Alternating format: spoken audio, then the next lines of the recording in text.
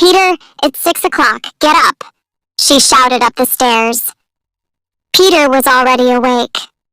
What? He asked. It's 6 o'clock, his mother shouted.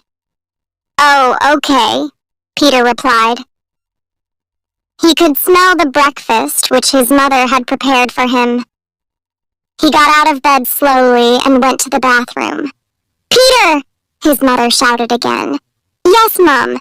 It's okay, I'm up, Peter shouted back through the door. He washed quickly because it was cold and ran back to his bedroom. Peter, your breakfast's ready, Mrs. Jones continued. Yes, Mum, I'm coming, Peter replied as he was dressing. He ran down the stairs and went through the sitting room to the kitchen. Oh, here you are, his mother said. Hurry up or your breakfast will go cold. Peter sat down and ate his breakfast. Do you want some more tea? Peter's mother asked. Yes, please, Peter replied with a smile. Where are you going today? Mrs. Jones asked as she was pouring out the tea. I don't know, Peter said. What's the time? It's 6:30, answered Mrs. Jones, looking at her watch. I must go, Peter said, finishing his cup of tea. Thanks for breakfast. What time will you come back this evening? Asked Mrs. Jones anxiously. Peter stood up. I don't know. If it's a long drive, I won't be back until tomorrow. Take care of yourself, Peter, his mother said, giving him his coat. Don't worry, Mum, I will, said Peter. Then he quickly put his coat on and went out into the hall. Goodbye, his mother shouted. See you, Mum. He went out of the front door into the street. He walked along to the end of the street and turned right. As he turned the corner, he saw the bus and started to run. He ran as fast as he could and got on the bus just before it left. Corporation Street, please, he said to the driver. 50 pence, please, replied the driver. Peter paid and sat down. The bus drove quickly through the empty streets and was soon in Corporation Street.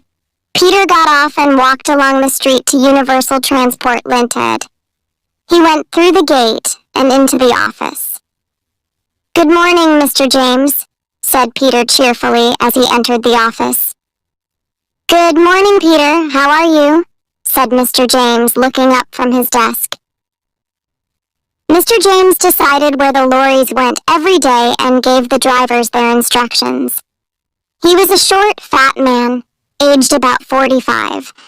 He was popular with the drivers because he had been a driver himself once, so Mr. James understood the drivers' problems. I'm fine, thanks, replied Peter. Good, said Mr. James. I want you to take a load of biscuits to Manchester today. You can stay the night there and come back tomorrow. Right, answered Peter. Is the lorry ready? No, Peter, not yet. Can you help load it, please? Asked Mr. James.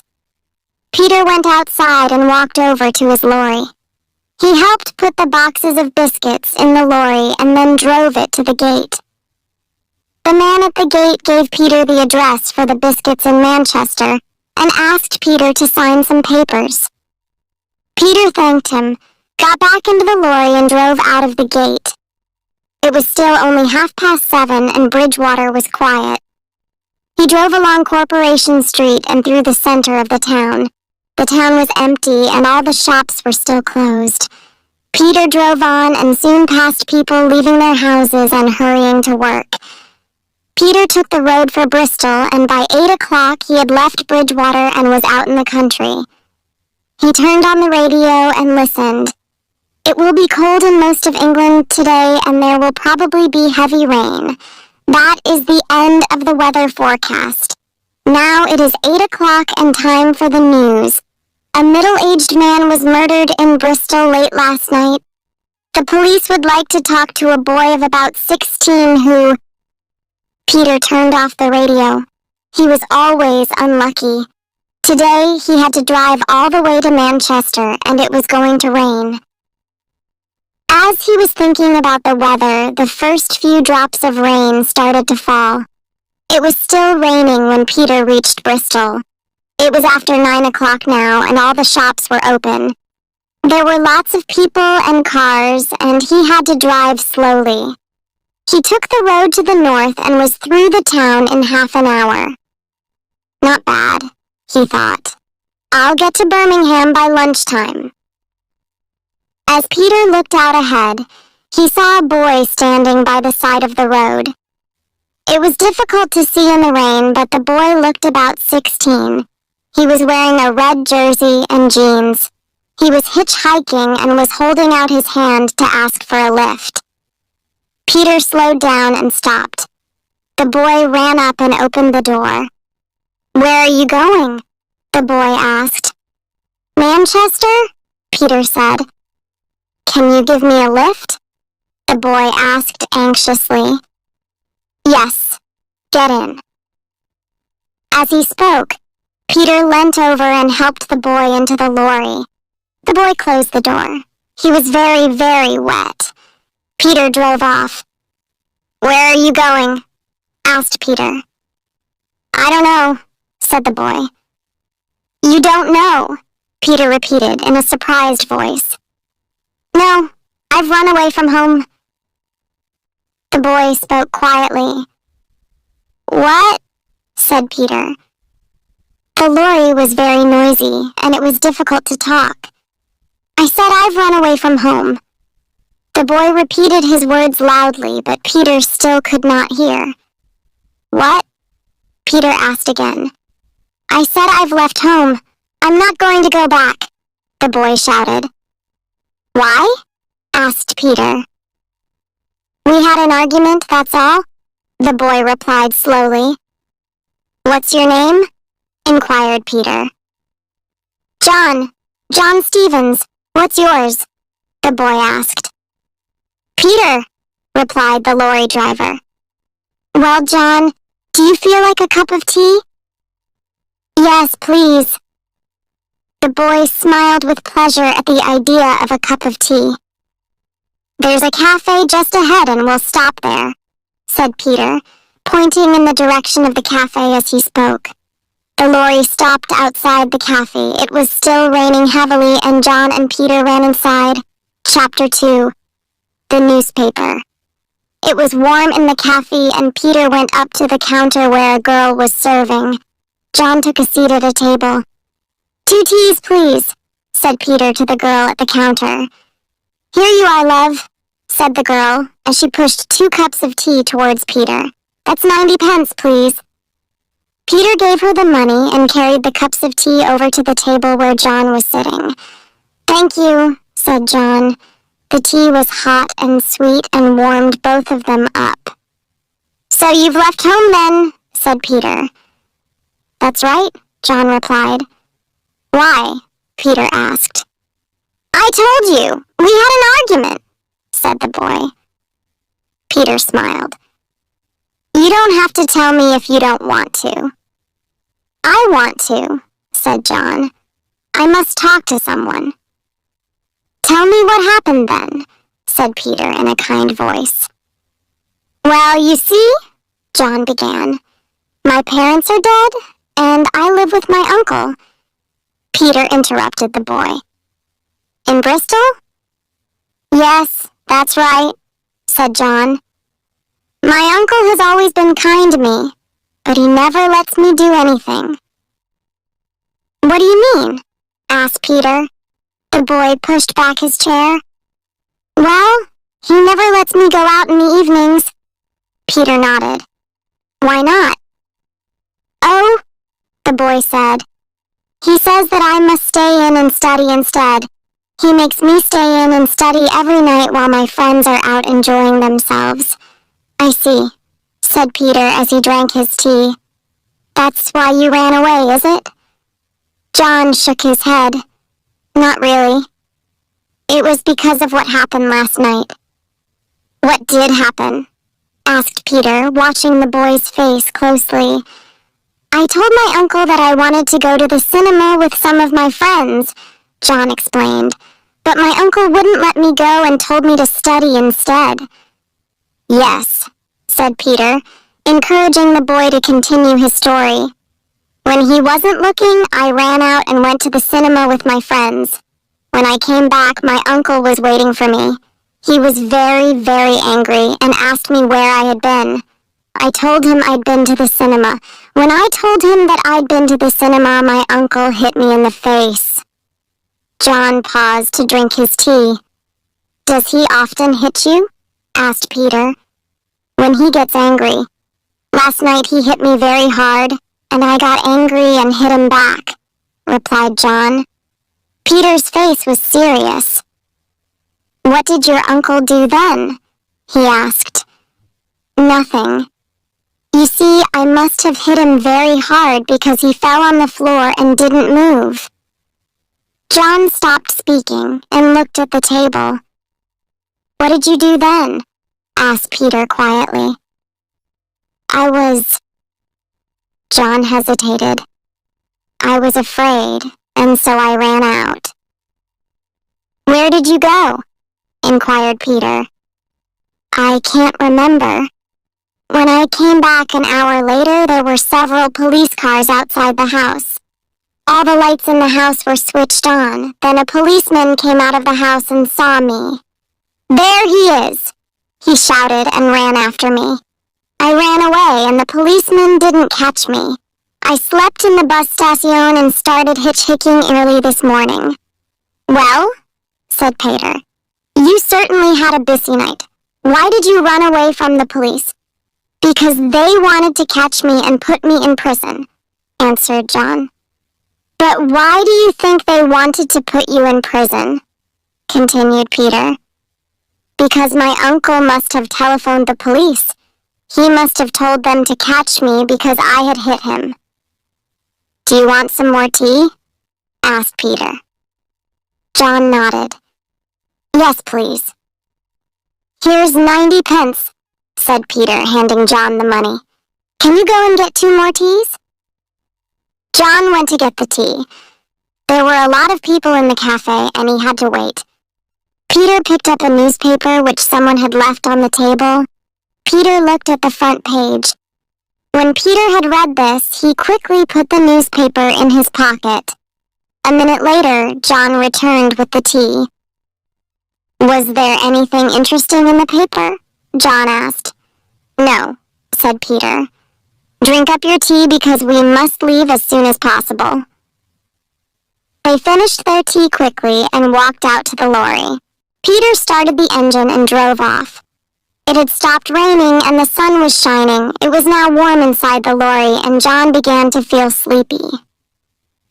If you want to sleep, Peter said, you can get into the back. The lorry's not quite full and there's an old coat of mine there you can lie on. Thanks, said John. That would be good. Peter stopped the lorry and John got into the back. They drove off again.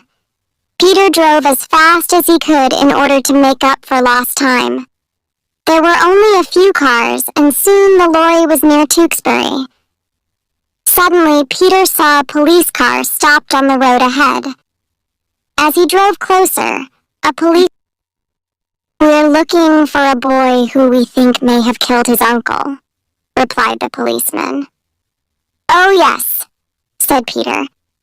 I heard the news about it on the radio this morning. Well, continued the policeman, we think the boy has left Bristol and he may be hitchhiking north. Is he dangerous? Asked Peter. Very dangerous. He killed his uncle with a chair leg, the policeman added. What does he look like? Asked Peter. The policeman took out his notebook and read, John Stevens, aged 16. Brown hair, brown eyes, average height, last seen wearing a red jersey and blue jeans. The policeman looked up from his book. Have you seen him? He asked Peter. Yes, said Peter. I've seen hundreds of young men dressed like that this morning. It could have been any of them. Okay, said the policeman. Thanks for your help. If you do see him, let us know, won't you? Of course, replied Peter and started the engine. Cheerio, shouted the policeman. Just a minute, said another voice. The policeman turned around. Another policeman was getting out of the police car. He was big and red-faced and had a nasty voice. What is it now? Asked Peter. I've got to be in Manchester before 5 o'clock. All right, this won't take long, said the second policeman. We're going to search your lorry. Why? Asked Peter angrily. The boy may be hiding there. Both policemen walked around to the back of the lorry. What shall I do now, thought Peter. I could drive off before they look in the back. But if I do drive away, they'll drive after me and their car is much faster than my lorry. What shall I do? Sit here and wait. If they find John, I can say that I didn't know he was in my lorry. Hey, you! Shouted one of the policemen. They've found him, thought Peter. Hey, you! Come and help us open the back of your lorry. Right, shouted Peter and got out. If I'm there when they find John, he thought, perhaps I can give him a chance to escape by getting in the policeman's way. Peter walked around to the back of the lorry and opened it for the policeman. They looked in. All they could see was a lot of boxes and, in one corner, some old coats on the floor. Right, said the second policeman. I'm sorry to have made you wait so long. You can go now. Peter thanked him, got into the lorry, and drove off. He drove for 10 minutes until he was sure that the police car was not following him. Then he stopped, jumped out, and ran around to the back of the lorry. He opened it and looked in. He couldn't see John anywhere. Peter climbed into the back. He couldn't understand where John was. The old coat was there, but John wasn't lying on it. Then Peter saw something that the police hadn't noticed. He could see part of a shoe sticking out from under the coat. Peter smiled when he thought how stupid the police were not to have looked under the coat. He went up to the coat and said loudly, "This is the police. Come out at once. We know you are under the coat." "All right," said a voice from under the coat, and John slowly got up. "Oh, it's you," said John. "I thought you were the police." "No," replied Peter. "I was just playing a joke on you." "You did frighten me," said John. "I had a strange dream when I was asleep." "What?" exclaimed Peter. "Have you been asleep all the time?" "Yes, I dreamt the police were searching the lorry." "That wasn't a dream," replied Peter. "It was real." "You mean that the police stopped the lorry when I was asleep?" asked John. Peter nodded his head. "Yes," he said. "And you didn't tell them where I was?" asked John. "No," said Peter. "But why did you help me?" asked John. "You could have got into trouble yourself." "Because I don't think you did what the police said," answered Peter. "What has my uncle told them?" asked John. "Your uncle hasn't told them anything." "Well, in that case," said John. "Because he's dead," said Peter quietly. "Oh no," cried John. "I didn't hit him very hard." "If you hit someone with a chair leg," continued Peter, "you don't have to hit them very hard to kill them." "A chair leg?" replied John in surprise. "I didn't hit him with a chair leg. I hit him with my hands." Peter took the newspaper out of his pocket and showed John the article about the murder. "Are you sure?" asked Peter. "Yes," said John firmly. "Then I was right not to tell the police about you," said Peter. "We'd better start again now, John." "Well, this is what we'll do. I've got to take my load of biscuits to this address." He gave John a piece of paper. "It'll take me an hour or two to unload everything. and then I'm going to go and see some friends." "Why are you going to go and see some friends?" asked John. "I thought you were going to help me find out who killed my uncle." "I am going to," replied Peter. "When I was younger, I had a lot of friends in Bristol. We used to meet a lot, and sometimes we did stupid things." "What do you mean, stupid things?" John didn't understand. "Oh, fighting, breaking windows, borrowing cars," explained Peter. John interrupted. "Borrowing cars?" Peter smiled. "Well, taking them for an evening, driving around, and then leaving them." "Did you do that?" asked John, looking surprised. "We had nothing else to do," Peter continued. "It was fun for a time." "Not for the people whose cars you took," John added. "That's true," Peter agreed. "Anyway, after a while I stopped seeing those friends." "Why?" asked John. "Because they started stealing cars and selling them," explained Peter. John nodded his head.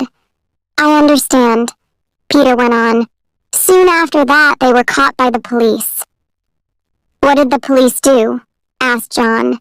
"They sent my friends to prison," said Peter. John looked at Peter. "I'm sure that stopped them stealing." "Not really," said Peter, shaking his head, "because in prison they met older men who taught them a lot about stealing." "What happened when they left prison?" inquired John. "They came to live in Manchester," answered Peter, "and I'm afraid that they've continued to steal things." "But how does this help me?" asked John. "When I've finished unloading the lorry, I'm going to try to find some of these old friends," said Peter. "As they've been in prison, they know lots of criminals, lots of people who make a living by stealing. Criminals always talk to each other about things like your uncle's murder. My friends may have heard something about it, something which the police may not know." John smiled. "I understand now," he said. "They may be able to tell us something useful, something to help us find out who killed my uncle." Peter stopped the lorry outside the shop where he was going to unload the biscuits. "Right," said Peter. "Look, we're here now. Why don't you go to a cafe or the cinema? The police won't be looking for you in Manchester. I'll meet you here outside the shop at 10 o'clock. "Can I come with you?" asked John. "No," Peter replied. "My friends might not want to talk in front of you because they don't know you." "Okay," said John. "See you at 10 o'clock. Thanks so much for all your help." "You can thank me after we found the murderer," said Peter. Peter and John jumped out of the lorry. John walked off down the street, and Peter went into the shop where he had to unload the biscuits. He helped the men from the shop to carry the biscuits into the back of the shop and counted all the boxes. Then he got the manager to sign the papers to show that the shop had received all the boxes. By this time, it was 6:30. Peter knew he had to hurry if he was going to help John. He parked the lorry on a piece of open ground and started walking. He walked quickly with his hands in his pockets and had soon left the shopping streets behind him. It was already getting dark and the street lights were on. Peter crossed a busy main road and continued walking as fast as he could. The houses here were smaller and older. The roads were narrower and children were playing under the streetlights. Here and there, Peter could see small areas of open ground covered with broken bottles, old cars, and empty tins. Peter hurried on and soon came to a cafe on the corner of one of the streets. The sign outside said Cozy Cafe. Peter looked in the window and then went in. He asked for a cup of tea and sat down. The cafe was almost empty. An old man sat in one corner reading a newspaper. At the next table to Peter sat a man of about 25 smoking a cigarette. Peter drank some tea and then went over to talk to the owner of the cafe, who was washing up dirty cups and saucers. "Good evening," said Peter. "Yes," the cafe owner replied. "What can I do for you?" "I'm looking for an old friend," said Peter. "He used to live near here." "Oh, yes, I might know him," said the cafe owner, without looking up from his washing up. "What's his name?" "Jeff. Jeff Beck," said Peter quietly. The cafe owner dropped the cup he was holding. It broke on the floor. "No, mister," said the cafe owner. "I don't know anyone of that name. You must have made a mistake." "Are you sure?" asked Peter, going up close to the cafe owner. "I think you do know him." "Look, I said I didn't. I don't like people asking questions. Why don't you go and ask someone else?" the cafe owner shouted. "Go on, get out." "Okay," said Peter. "Thank you for your help." Peter left the cafe and started to walk along the street. "Excuse me, can you tell me the time?" said a voice from behind. Peter turned round. It was the man who had been sitting next to him in the cafe. "Of course," said Peter, and looked at his watch. As he did so, the man caught hold of Peter's hair and twisted his head back. Peter felt the cold steel of a knife against his throat. "Now we're going to see whether you really do know Jeff, or whether you're from the police," the man said. Chapter 5. A Visit to the Cinema. When John got out of the lorry, he watched Peter go into the shop. Then John started to walk slowly along the pavement. He had never been to Manchester before, and he didn't know where to go or what to do. People pushed past him as they hurried home from work. Everyone had somewhere to go or something to do, except him. He started looking in the shop windows so that people wouldn't see that he was lonely. After a while, he came to a cinema. John went up to the cinema and looked at the photographs outside. There was a cowboy film showing. John noticed that there were other people standing looking at the photographs. "If I stand here," he thought, "no one will notice me. They'll think I'm waiting to go to the cinema or to meet someone." Soon he had looked at all the photographs several times, so he stood watching the people go past. There were several other people standing outside the cinema as well. A man wearing a suit who kept on looking at his watch. A small group of girls who were laughing together.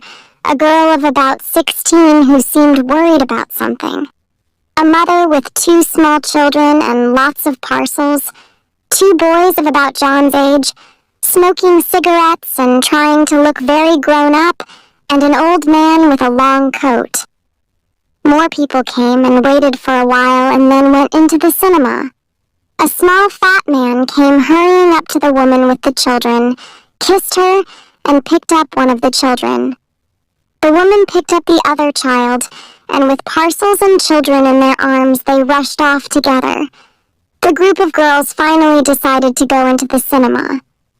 A taxi stopped, and a pretty girl came running up to the man in the suit who had been looking at his watch. She said she was sorry she was late, and they went off happily together in the taxi. The 2 boys put out their cigarettes and went into the cinema. The old man walked off down the street slowly, looking in all the shop windows. The only people left waiting outside the cinema were John and the girl who was looking worried. John looked at the clock outside the cinema entrance. It was 7:30. The film had started at 7:15. John looked at the girl. She was thin, quite tall, and had short brown hair. She looked about the same age as John. She was walking up and down with an angry look on her face. "She looks quite nice," thought John. "I wonder what she would do if I asked her to go to the cinema with me. I expect she's waiting for someone, but she's been waiting for a long time now. Perhaps the person she's waiting for isn't going to come. Shall I go and ask her to go into the cinema with me? What if she laughs at me? What if she calls a policeman? As he was thinking this, John looked up. To his surprise, he saw that the girl was not the only other person there. There was a man standing outside the cinema as well. A policeman. John stood quite still. He wasn't sure what to do. If he walked away, perhaps the policeman would stop him and ask him questions. If he stood there, perhaps the policeman would ask him why he was waiting. The policeman looked at John. John looked away and pretended to look at the photographs. After a minute, John looked back at the policeman. He was still staring at him. Then the policeman started to walk towards him.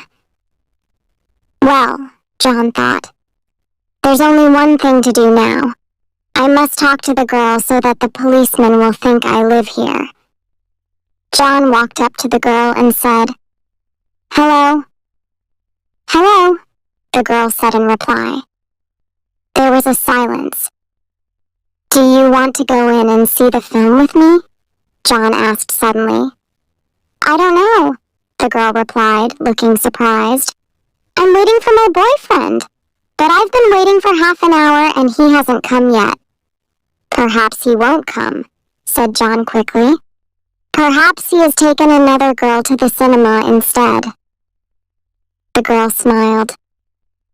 "Well, if he's done that," she said, "I'll come in with you, but he may just be late and he'll be angry if he gets here and doesn't find me." The policeman came closer. John took hold of the girl's hand. "Come on," he said to her.